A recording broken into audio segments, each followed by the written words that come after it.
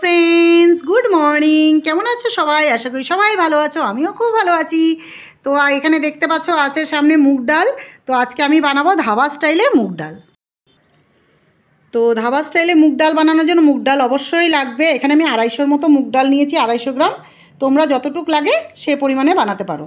তো এখানে আছে পেঁয়াজ কুচো, 1 বাটি পেঁয়াজ কুচো করে রেখেছি।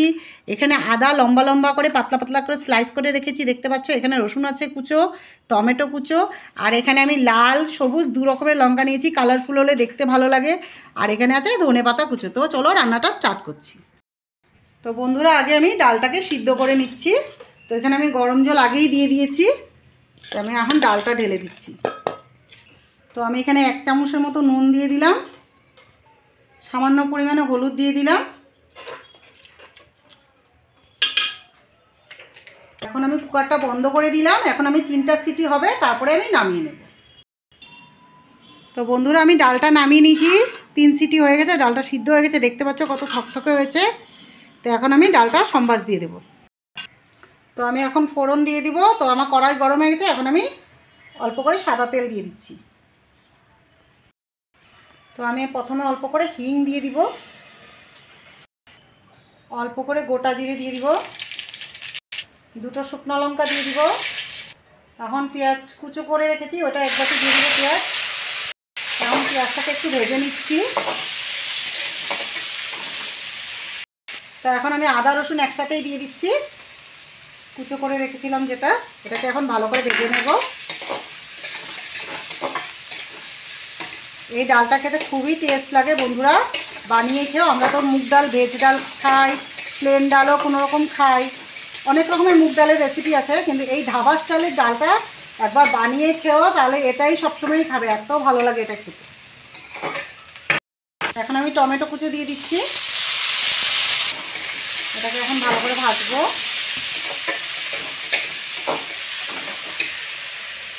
তা এখন আমি একটু কাশ্মীরি লঙ্কা গুঁড়ো দিয়ে দিলাম, কালারটা ভালো আসবে। সামান্য পরিমাণে জিরে গুঁড়ো দিয়ে দিলাম, সামান্য পরিমাণে ধনে গুঁড়ো দিয়ে দিলাম। এখন এটাকে আমি ভালো করে একটু মিক্স করে নেব।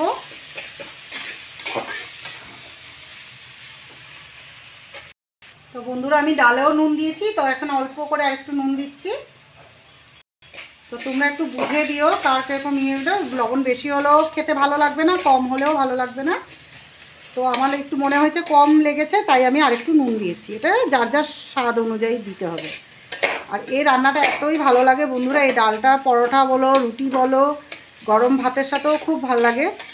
আমি কদিন আগে একটা ধাবাতে গেছি, খেয়ে মুখে লেগেছে, তখন এই রেসিপিটা আমি জেনে এসেছি, তাই আজকে তোমাদের সাথে শেয়ার করলাম।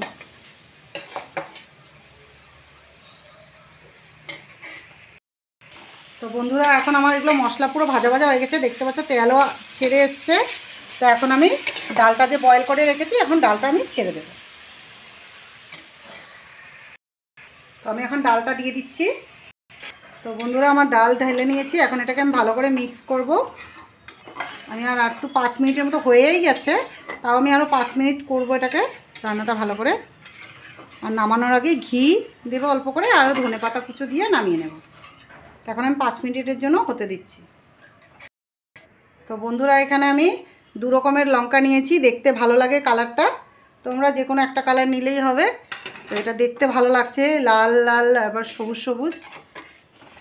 ডালটা একটা সুন্দর ভালো লাগে দেখতে, কালারফুল হচ্ছে, তাই আমি দিয়েছি। আর একটু লঙ্কা বেশি করেই দিয়েছি, তোমরা তোমাদের ঝাল অনুযায়ী দিও।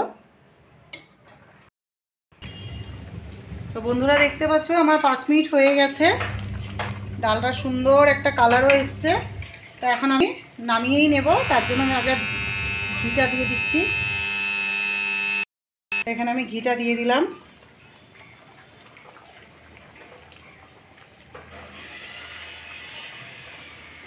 তার উপরে থেকে একটু ধনেপাতা কুচো ছড়িয়ে দিচ্ছি। তো আমার ডাল কমপ্লিট, এখন আমি নামিয়ে নেব।